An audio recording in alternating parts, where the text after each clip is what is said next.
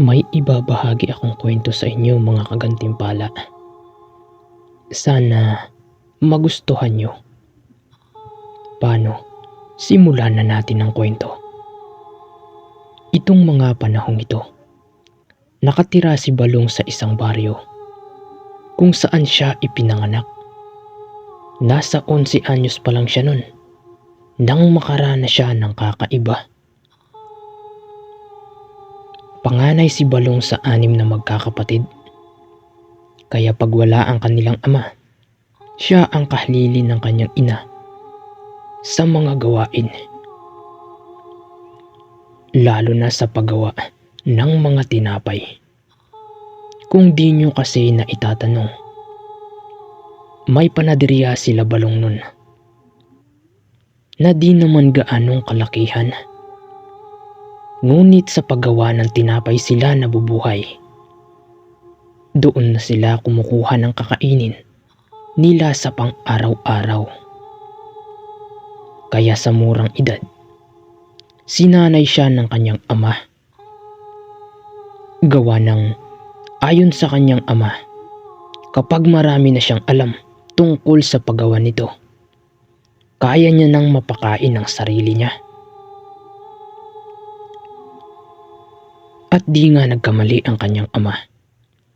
Sa tuwing may lakad kasi ito, si Balong ang gumagawa ng mga tinapay. Isipin nyo, mga kagantimpala, 11 anyos pa lang siya pero kaya niya nang gampanan yung gawain ng kanyang ama. Minsan pa nga pumunta sa isang kasalan ang kanyang ama at ina kasama ang mga kapatid niya. Bali hapon na ang mga ito na makakauwi. Sinabihan naman siya ng kanyang ama na walang maiiwan, dapat kasama lahat. Ngunit tumanggi siya na sumama, gawa ng para sa kanya mahalaga ang kumita ng pera. Sa isip-isip niya, masasayang lang ang oras niya kapag sumama pa siya sa mga ganong okasyon. Isa pa sa dahilan ay yung labis niyang kasiyahan kapag gumagawa siya ng tinapay. Isang hapon, habang pauwi na ang pamilya ni Balong sa nasabing okasyon, pansin ng kanyang ama na marami ng laman yung tindahan nila, na parating nauubusan ng laman. Nag-iisang panaderya lang kasi iyon doon, kaya dagsain iyon ng mga kababaryo nila. Lalo na kapag galing ang mga ito sa trabaho sa kanilang mga bukirin. Lubos namang natuwa ang ama ni Balong sa ginawa niya. Kaya simula nung mga araw na yun, kapag may lakad na ang kanyang ama, siya na ang parating naiiwan sa kanilang panaderya. At nagpatuloy nga ang ganong kaganapan. Isang hapon, habang patapos na siya sa mga gawain niya, pansin niya na wala pa rin ang pamilya niya. Palubog na kasi ang araw, ngunit di pa rin nakakauwi ang mga ito. Dati-rati kasi di naman nangyayari yun. Ayon kasi sa ama ni Balong, delikado nang magpalipas pa ng gabi sa kanilang baryo. Gawa ng may mga nilalang raw na di maganda ang intensyon sa mga tao. Tulad na lang ng mga aswang. Di naman yun iba sa kanya. Gawa ng marami na siyang naririnig na kwento simula nung magkaisip siya. Nung matapos na nga siya sa kanyang mga ginagawa, pansamantala niya munang sinara ang kanilang panaderya at kinuha ang kanyang bisikleta para sunduin ang kanyang pamilya doon sa kanilang bukirin. Ngunit ang di niya alam, pauwi na rin pala ang mga iyon. Kaya nagkasalisihan sila. At ito na mga kagantimpala. Medyo may kalayuan ng kanilang bukirin. Mga kalahating oras pa ang bubunuin mo bago ka makarating. Kaya mahigit 1 oras ang biyahe pa uwi. Paano? Balik tayo sa kwento. Nung papalapit na nga siya sa kanilang bukirin, may nadaanan siya na isang matandang babae. At napansin niya na di yun gumagalaw sa pwesto niya kung saan siya nakatayo. Nung malampasan niya nga ito, dito na nga nakaramdam ng kilabot si Balong. Gawa ng nung lingunin niya uli ito, nakaturo ito sa kanya at bumubuka-buka ang bibig. Kaya ang ginawa ni Balong, binilisan niya ang kanyang pagpadyak sa kanyang bisikleta. Nung makarating na nga siya sa kanilang bukirin, pansin niya na wala ng tao doon ni isa. Nung mga oras na yon, mas lalong tumindi yung takot na nararamdaman ni Balong. Gawa ng susuluhin niya na naman ang daan pa uwi. Sa isip-isip niya pa na sana di niya na uli makita yung matandang iyon. Nung pabalik na nga siya, ramdam niya na nanlalamig na ang kanyang mga binti at kamay. Gawa ng nakakarinig na kasi siya ng mga kakaibang paghuni. Tulad na lang ng marinig niya ang boses ng kanyang ama na panay ang tawag sa kanya. Doon sa talahiban, sa isip-isip niya, ano ang gagawin ng kanyang ama doon? Ipanay kasukalan yun. At di yun kalayuan sa kanya. Nakakarinig na rin siya ng mga pagsitsit paminsan-minsan.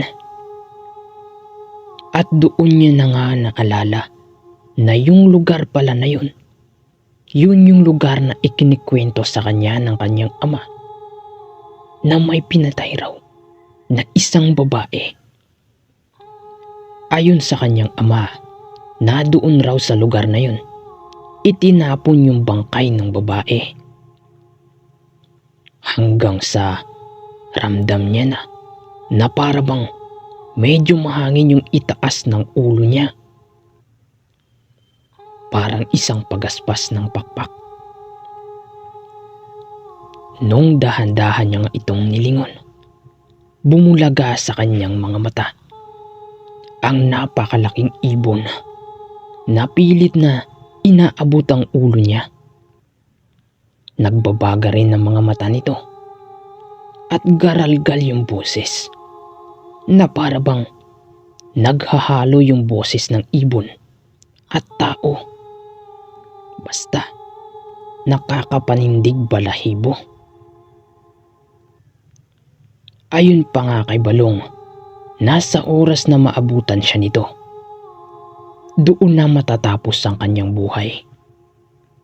Nung mga oras na yon, basang-basa yung damit ni Balong ng sarili niyang pawis.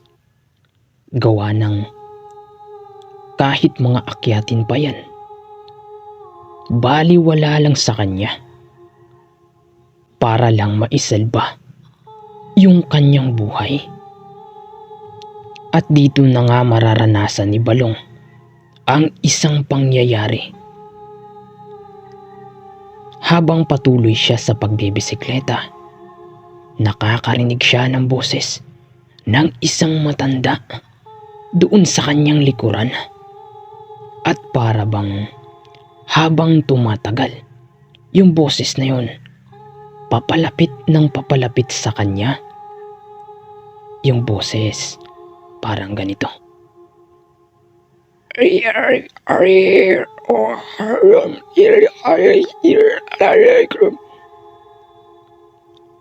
Nung lingunin niya nga ito, kitang-kita niya yung matanda na nakita niya kanina. Lumulutang yun sa ere. Nakatirik ang mga buhok. At yung mga braso nun, sobrang hahaba. Isa pa yung mga kuko nun, ibang klase. Parang kuko ng tigre. Kitang-kita niya na mabilis yun at papalapit sa kanya. Maya-maya pa, nakakita nga siya ng mga pailan-ilan na kabahayan. Nung biglang nakasilay siya ng isang lalaki, kumakawa yun sa kanya. Dali-dali naman siyang pumunta doon. Alam niya rin kasi na nakikita nung lalaking iyon kung anong sumusunod sa kanya. Nung makarating na nga siya, agad naman siyang ipinasok ng lalaki sa tahanan nito at mabilisang sinara ang pinto. Ayos ka lang, baboy? Naku, di ba ikaw yung anak ni Tomas? Yung may panaderya? Naku naman, anong ginagawa mo sa labas? Oras na ng gabi. Mabuti na lang at di ka naabutan nun. Ay naku. Ayon pa sa kwento ng lalaki, marami na raw yung nabiktima. At karamihan, yung mga kaidaran niya, napagala-gala tuwing gabi. Matapos sa mga pangyayaring iyon, sumapit na nga ang umaga. Inihatid siya nung lalaki pa uwi sa kanila. Mga ilang minuto pa at nakarating na nga sila. Hanggang sa nakita niya yung ama niya na tumatakbo palabas ng kanilang panaderya. Sabay yakap sa kanya ng napakahigpit. At doon na nga kumalat ang kwento ni Balong at yung mga naranasan niya. Kaya simula nun, palagi na siyang isinasama ng kanyang ama sa mga importanteng lakad nila. Wala naman siyang magagawa.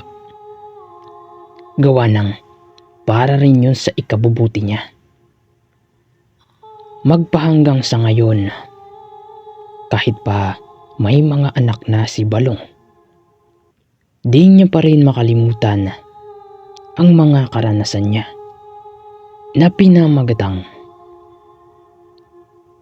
ang batang panadero, si Balong. So yun guys, grabe rin yung naranasan ni Balong, no? Simula doon sa, di ba, yung paggawa ng tinapay. Biruin nyo, 11 anyos, di ba? Iniiwan na siya ng kanyang ama para siya yung gumawa, di ba? Sa tuwing may lakad yung kanyang ama.